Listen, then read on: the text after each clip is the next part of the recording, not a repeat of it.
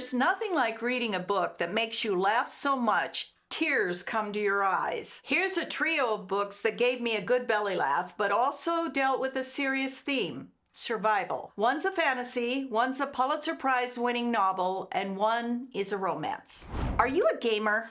Dungeon Crawler Carl is a crazy fantasy story that reads like a video game. It's a bestseller and wildly popular, but since I'm not a gamer, I didn't think I'd like this book. And if you're looking for a great storyline, this may not be the book for you either. But I have to say, I enjoyed Dungeon Crawler Carl. This book made me giggle many times. Carl and his girlfriend's cat, Princess Donut, hope to escape the aliens who kill almost everyone else on the planet. In order to do so, they must succeed at the dangerous survival game the aliens created, which requires Carl to become a dungeon crawler. Carl is such a sad sack hero.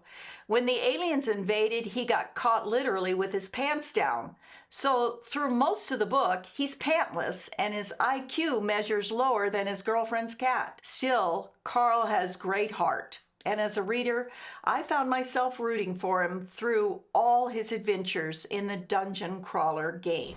The Netanyahus by Joshua Cohen is a Pulitzer Prize-winning book full of wit and humor. The main character, Reuben Bloom, a reserved Jewish professor, is asked by his university to host a respected Jewish historian, Binzion Netanyahu. All hell breaks loose when Netanyahu arrives with his unruly family for an extended stay with Reuben and his wife. Netanyahu is intense and dogmatic. His wife appears numb and harried, and his children run rampant in Reuben's orderly home. There's a particular incident having to do with diapers that had my shoulders shaking. I was laughing so hard. Underneath all the slapstick comedy, though, is a thoughtful exploration of identity and where a person fits within their own minority culture and the culture at large. Some romantic comedies are better than others, but Josh and Hazel's Guide to Not Dating by Christina Loren was hilarious.